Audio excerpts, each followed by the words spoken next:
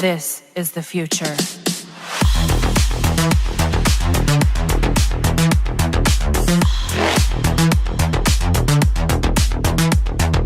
Evolution.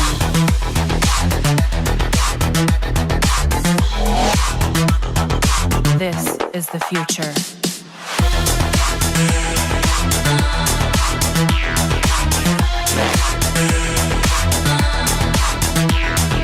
Evolution.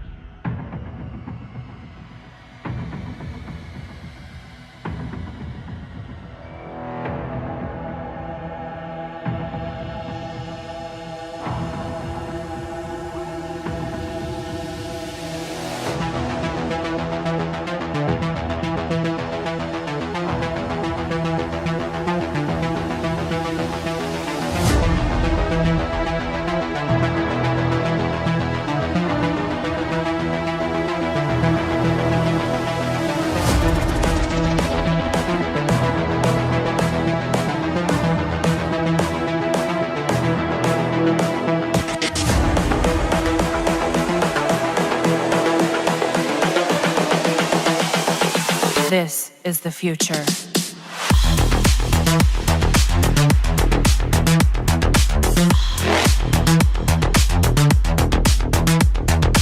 Evolution.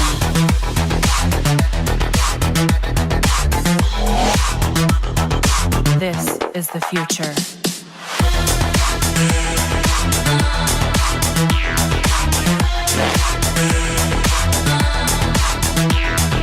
Evolution.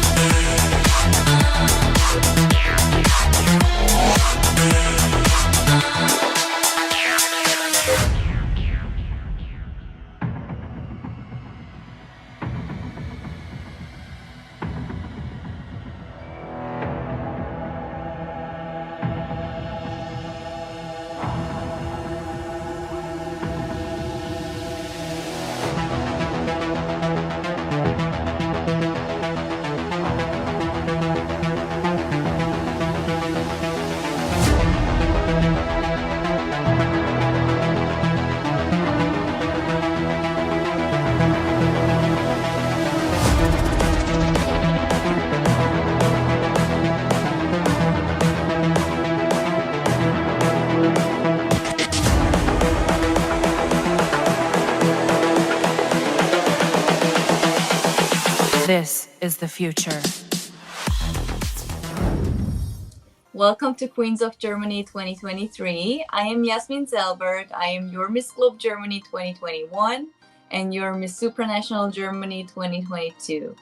And I will be your host for the Super Chat with yours truly, Yasmin. Super Chat with Yasmin is our chance to get to know all the contestants competing for the Queens of Germany titles. And for the 2023 edition, we will confront each other with relevant questions for the world of pageantry. And this online event consists of 3 challenging rounds of competition. So round 1 is the warm-up, where contestants have to introduce themselves, which will be you. Round 2 consists of general questions in the beauty pageant world. And round 3 is probably the most challenging part, because all of our delegates will have to answer the questions pertaining to a particular topic. So without further ado, let's meet our 3 contestants from Group 1. Here we have first Stella Kreuzer. Hello, Yasmin. How are you? I'm good, thank you. Then we have Cassandra Serdan. Hello, Yasmin. It's nice to meet you. Nice to meet you too, Cassandra. And last but not least, Kella Moorosi. Hello, Yasmin. I'm Kelly. Nice to meet you. So here we have 3 women with the same aim, and that's to win one of the Queens of Germany titles. And let's start with round number 1, the self-introduction round. And let's start with you, Stella. Thank you so much. So hello, I'm Stella Kreuzer and I'm 23 years old. I come from Thuringia and I grew up in a small town in the middle of nature surrounded by a lake. As I got older, I became interested in what else the world has to offer, and I discovered traveling for myself. I love getting to know new cultures and people from all over the world. I'm currently writing my bachelor thesis for my study Intercultural Europe and American Studies for English, Italian, and music. So music is my great passion, and I'm playing the guitar. I am also a member of the Thuringian State Youth Orchestra, and I've had some experience in modeling and beauty pageants. My concern is to support the young generation to learn a musical instrument, as music is a great way to express your emotions and feelings. Thank you so much. My pleasure, Stella. You did great. It's nice to meet you. Next in line is you, Cassandra.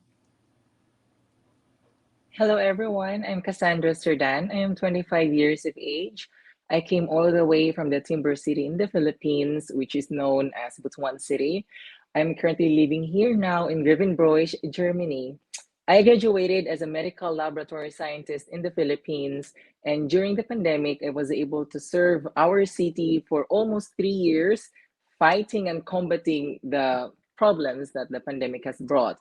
And now, on my free time here, I usually watch movies, listen to music, and also keep myself entertained with the new laboratory techniques that is happening around the world. And I also like to know different cultures, different traditions, knowing that I'm here now in Germany, which is a very diverse country. And I'm very excited to know more what this place has to offer. Wonderful. So, it's your time to shine, dear Kelly. Hi, my name is Kelly Moorosi. I am 25 years of age. I am from Johannesburg, South Africa, born and bred there. I came in Germany, Berlin, to be exact, in 2016. And as I arrived here, I pursued my mechatronics apprenticeship, and then now I finished it in 2020. Now I'm doing my mechanical engineering bachelor's. So yeah, and in my free time, I usually do photography and modeling as well. And yeah, nice to meet you. Nice to meet you too, Kelly. So I see we have a lot of girls very experienced in modeling. I cannot wait to see it in person. And this was actually already the warm-up round, the self-introduction round. So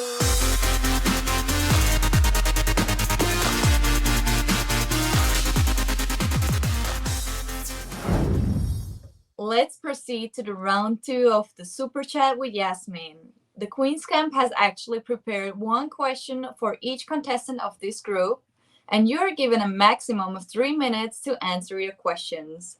This time you begin, Cassandra. Your question is, who is the beauty queen you admire the most and why? So actually, when I started, watching pageants, following pageantry in the world, there's this one beauty queen that I really admire the most, and it is Priyanka Chopra. Because she's not just a successful beauty queen, she's not just a successful actress, but also she's a very wonderful woman because she was able to touch a lot of people. She was able to change the lives of a lot of people. And knowing that she was a fighter for equality for women, of women in every aspect. That's really a good thing. That's a very heavy duty. And also, she was able to help the lives of the children when it comes to education and for the health. And I want to follow that kind of path because, as we know, beauty queens are only seen in the TVs. And I want the people to know that behind the screens of every TV, the beauty queens can do so much with the titles they're given with the influence they're given with. And I want to be that person, even on the last minute of my life. I want to be remembered not as Cassandra Serdan, but the person who touched the lives of others, the person who helped and improved, especially the lives of the community I am with, the LGBTQ community. And I hope I will be able to fulfill that mission in the future. That sounds like a very promising future, Cassandra. Okay, thank you for answering this question so well. Let's move on to Kelly. And here is TQC's question for you. Can a beauty queen influence people? Explain your answer. I think a beauty queen can influence people in the way of how they present themselves, how confident they are when they present themselves in a community of people. Let's say they're doing community work, they can, sorry, they can give people confidence, motivate people, and show them how they came to the presence of being beauty and having brains and having all that they can achieve because of the motivation and encouraging people they had in the past, and also the encouraging people that are always rooting for them and are always there, that they can also like influence people on how to go about, not really in only beauty standards but also in other different areas of life. And yeah. Awesome. I definitely agree with you. Last question is for you, Stella. As many Germans see beauty contests as a second-class entertainment and as outdated, how would you convince them that they are wrong? So thank you so much for the questions. A really interesting one. So yes, I agree with that. Beauty pageants in other countries, for example, in the South American countries, are really popular, and beauty queens can get really famous and well known after their participation. And also the winner have a voice and can become a public figure for important, for example, social or climate projects or problems. So I think beauty contests are not outdated or a second-class entertainment, because I think they convey modern values and give women the opportunity to get involved in the society. And beauty queens can support an important project and show that the outside is not only the focus of beauty contests, but the inside in particular. That's a wonderful answer. I definitely agree with you on that as well. So I would say that you have definitely all given us really strong answers. And this third question already actually marks the end of this round.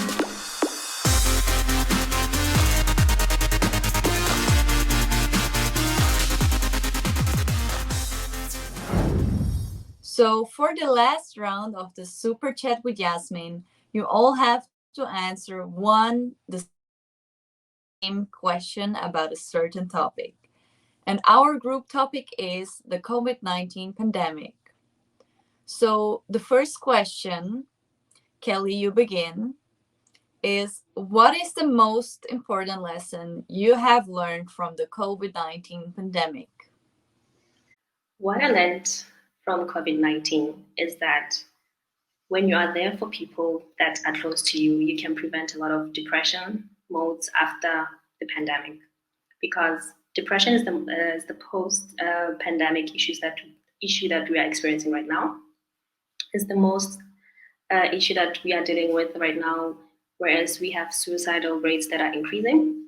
We have a lot of people that are quitting a lot of things in their lives, and mental health is the most important thing that I put value in.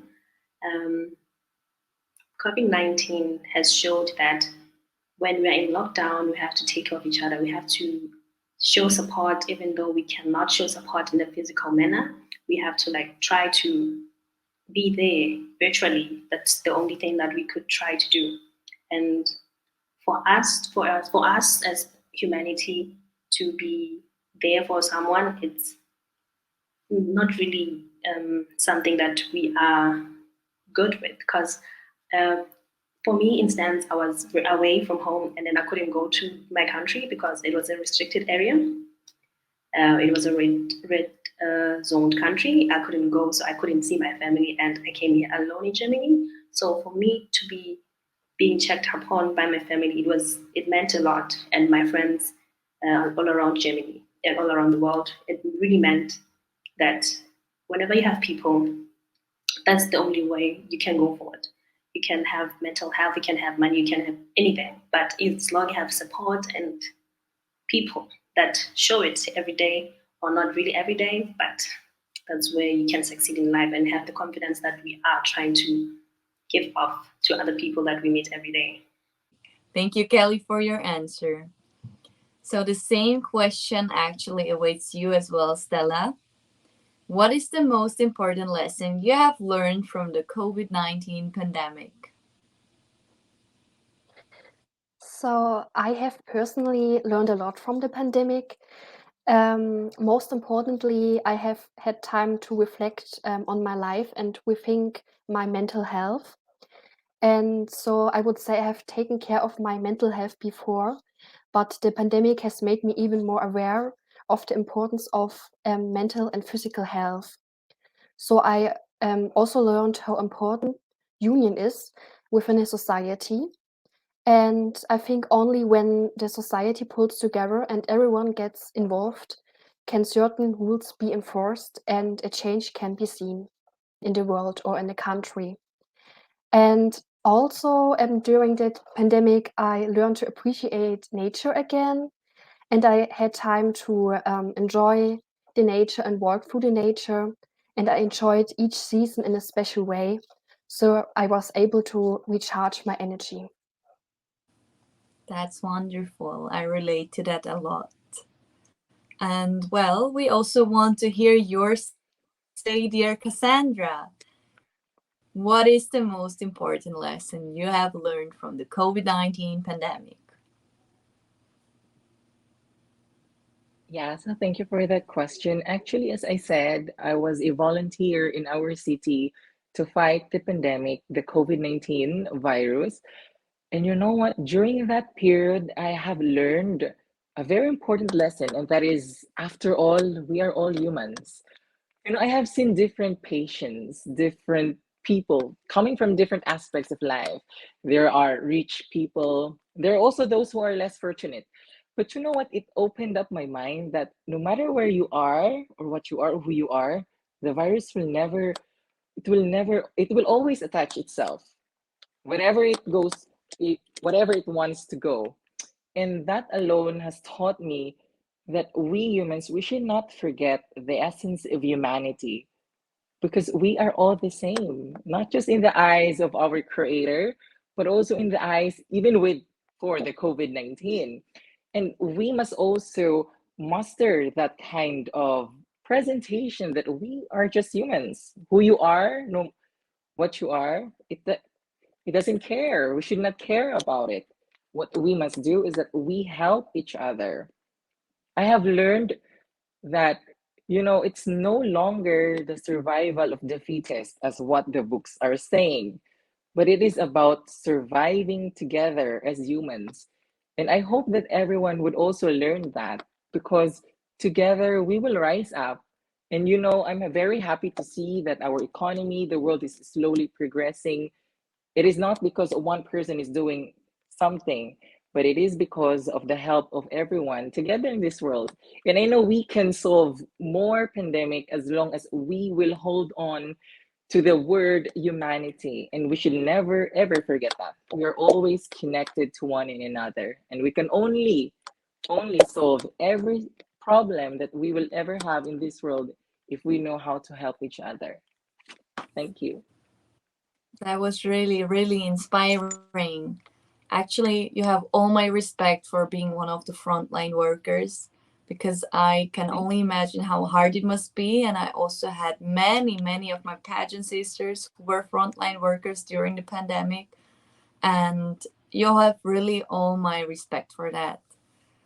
Yeah, So, it was kind of scary at first, knowing that there was no treatment for the virus, but I was very devoted to my role.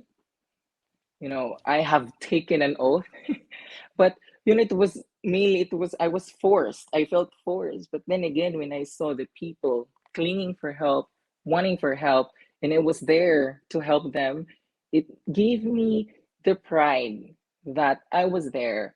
I was claiming that I am able to help these people and I want to help more people in my life. that was again, like, really, you have all my respect. So, Thank you. we actually are going on to our second question. And that is, should the number of COVID-19 infections rocket in autumn and winter, would you impose any restrictions? Why or why not? And this time it's your turn, Stella, to start. Thank you for the question. So I personally would not impose any new restrictions that have not already been imposed over the past few years. I would maintain the mask requirement in areas where the numbers are particularly high, for example, in public areas like in a supermarket or on public transport to protect the risk patients. And as we all know, fall and winter are the flu and cold season, and everybody should be careful during the time. But I personally wouldn't, for example, close schools or universities completely again, because the past few years have shown how difficult it is to study from home alone and to communicate or to not communicate with other people. For example, I myself sat in front of my laptop all the time for 3 semesters and I studied online. So this was a really stressful time and I missed the exchange with fellow students and lecturers a lot. So I would not impose new rules, like I said in the beginning, because it will not be easy to implement them as we are now dealing with other crises as well. And I think having more strict rules would be bad for people's health. All right. So it is still the same nerve-wracking question for you, Cassandra. Should the number of COVID-19 infections rocket in autumn and winter, would you impose any restrictions? Why or why not? So yeah, imposing restrictions require a lot of researches, a lot of data for me. But if, to coming together with the rise of number of COVID-19 infected people would also come along the rise of the number of deaths, then I would certainly impose any restriction. But as for now, there is no such data telling that. But I would say we must continue about wearing our face masks, washing our hands, or bringing along with us alcohol, and also social distancing. In that way, we can prevent ourselves to any possible effects that the virus is bringing with it. Because we don't know. Every day the virus is changing, every day it's adapting. So every day there's always a new way for it to survive. And we have to also keep ourselves away for any danger that it can bring to us. So for me, we should always remember that even with the vaccines, even with so many boosters that we have, we are still vulnerable and we should not lose that. We should not take any chances. So we must always prevent ourselves taking any possible bad effects. So for me, having to have masks, having to always undergo social distancing and washing our hands, I guess that's totally okay for now. But we must see whatever the data will say, whatever the research will say or will show, then maybe the government or us people, we can actually know what we have to do. But for now, wearing masks, washing our hands, and social distancing, that would suffice the situation. All right. Well, as they all say, well, health is wealth. So we should really also stick during times other than the COVID-19 pandemic to washing our hands and a little bit social distancing, especially with people you don't know yet as well. And well, here we have our last one for now. And it's you again, Kelly. It's the same question. Should the number of COVID-19 infections rocket in autumn and winter, would you impose any restrictions? Why or why not? Because the first restrictions that we had in Germany, I was practically working because I am still an essential worker in the field that I'm working in. I would definitely impose a lot, not really a lot of restrictions, but the restrictions that were already exercised during the pandemic. I would definitely would want to keep data available because in Germany um, they had a way of keeping track of how many people are going, let's say in a restaurant, let's say gym, or maybe going somewhere else. And I've seen also in other countries how they manage the the pandemic restrictions, how they would also like lock people down. They would not allow anyone to take any walks and so. And how some countries were like restricted, like they were red zoned on travels and so. Because right now I feel that we've learned a lot. We know how to go about the COVID-19.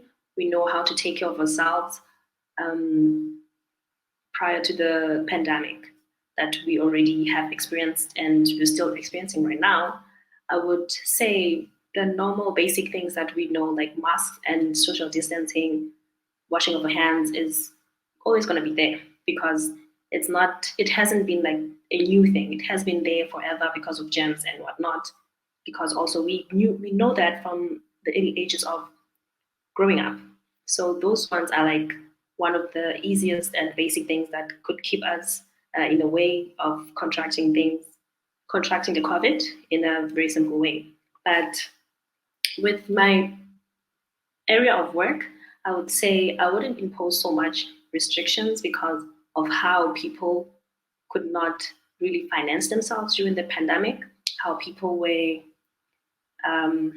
getting no pay, how people were living off other people because they didn't have anything. I would literally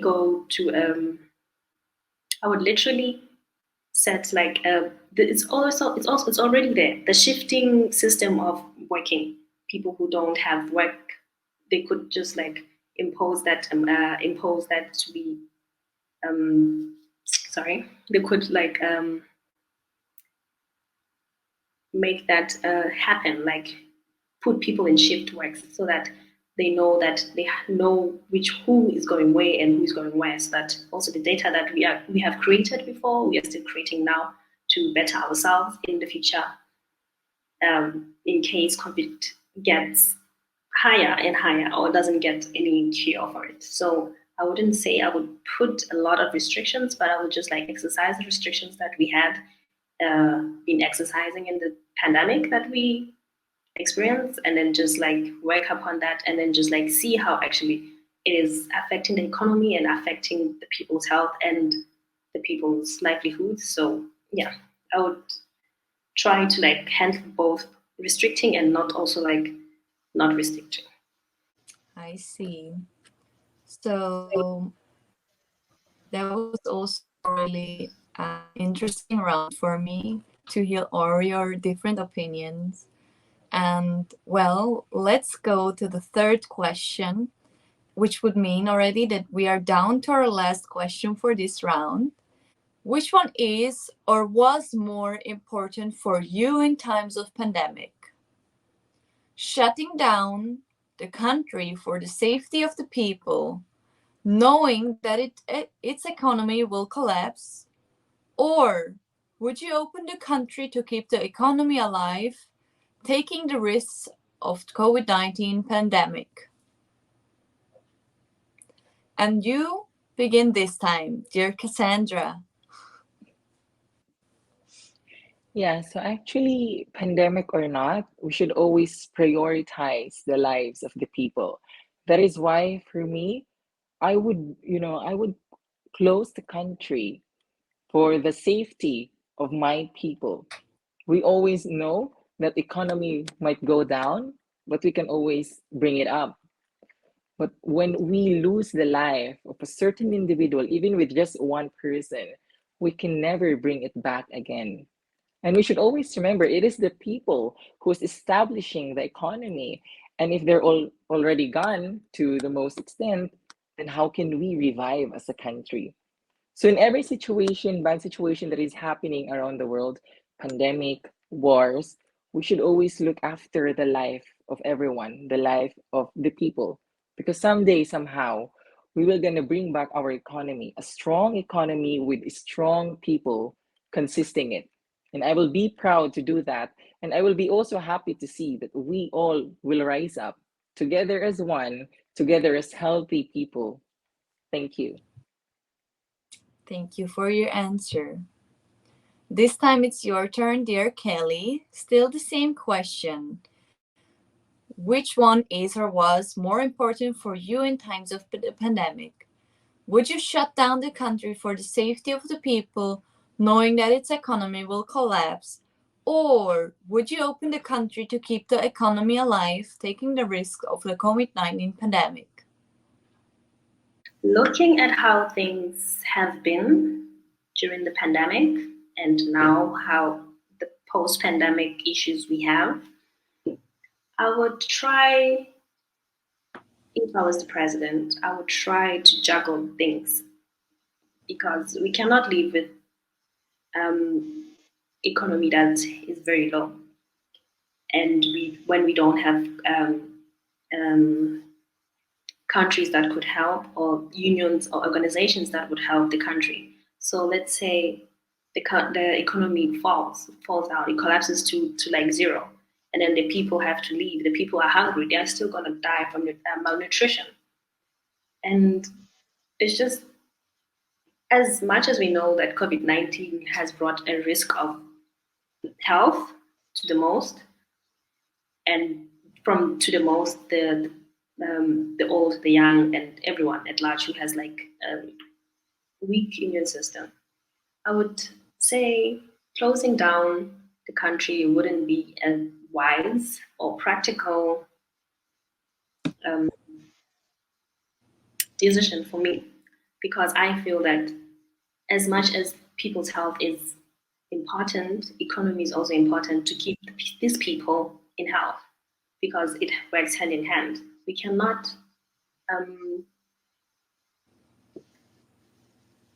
try to keep people alive whereas there are no resources.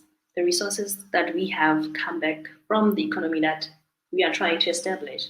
I'm from South Africa. I already saw and experiencing right now how the pandemic has affected me and my parents and my friends and family at home. So we had a very a very harsh lockdown whereby the military was also out and about harassing people, not going for them not going to work. And then now we are still having inflation problems that are affecting the country as a whole, and everything is just like going down. The government is not going as good as it was before the pandemic. So right now I would say we save both, because if we save people, it's fine. The economy falls, it's okay. We save people, they are living, but they will still die because there is no economy, there's no balance. I would say we have to try to find balance in all that we try to do, so that we know how to go about when we don't have anything. I believe that COVID-19 will not kill everyone. Like everyone. Let's be practical. It's not gonna kill everyone. Everyone is like, but the economy, when it collapses, it just like collapses. And it's hard to get back. It's hard to get connections that would get you back from ground. Because I know I've been there and I've experienced that. And to go up, it needs dedication, time, and motivation, and support and connections. So sometimes some countries don't have that. They just don't. They have countries that always want to take away from them. And when they take away resources, they take away the economy, they take away the people. So I would want to try to balance the two, the economy and the people. Thank you for your answer as well. And of course, last but not least, Stella, you cannot go offline without answering this question as well. So, again, which one is or was more important for you in times of the pandemic? Would you shut down the country for the safety of the people, knowing that its economy will collapse? Or would you open the country to keep the economy alive, taking the risk of COVID-19 pandemic? So I think both Kelly and Cassandra made really interesting observations. And I think, in my opinion, a mix of both is right. So of course, people should be protected, and their health is really a serious factor that politicians should also take into account. But as we know, Germany is a country that is economically strong, and if the economy is completely shut down again, there's a great risk that the economy will be further weakened. So as Germany is economically a strong country, a lot of people will lose their work, and also we can't help other poor countries. And I think every state or city should observe the numbers and then impose bans or restrictions if necessary. But I wouldn't impose a complete shutdown, because I think people should become immune to the virus so that everyone develops enough defenses. And however, I think consideration should still be given to all of the people, as their life is really important. Especially there should be consideration given to elderly people, to children and high-risk patients, to make sure that they are really well. Yes, thank you. Yes, I see your point as well. This actually already marks the end of our round 3.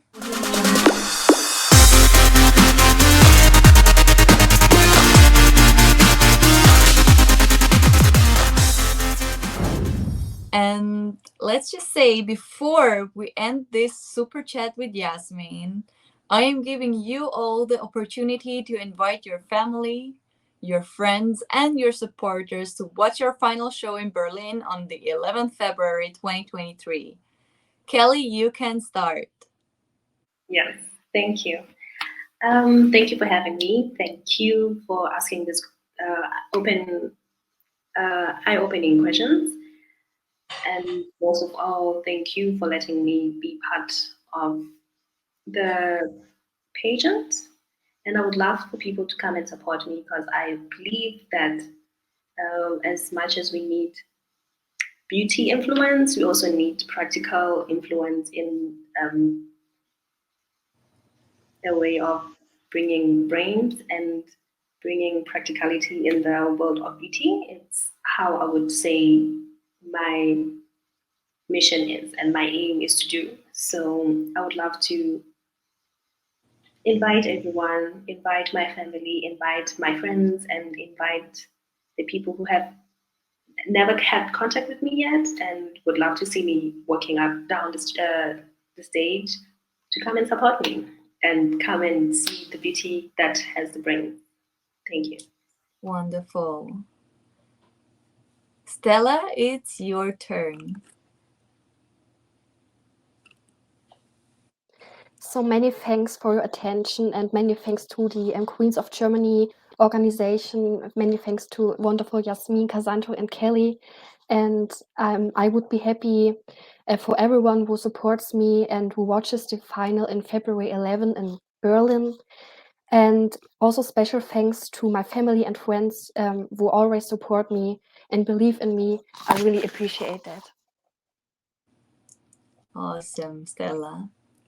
And Cassandra, now it's time for your last words. So thank you so much, Yasmin. Thank you so much to the organizers of this pageant for having me, for inviting me, and also for these wonderful questions that we just had. So I would like to invite everyone, my friends here in Germany, my family in the Philippines, and also in the USA. Please do watch our show on February 11. It will be live on Facebook, and it's also live in Berlin. So to those who are also watching right now, save the date, mark your calendars, and if you can attend, you are very welcome to do so. And before I leave this interview, I would like to say that this is not just, a beauty queen competition. We are here, different ladies are coming from different countries, different places.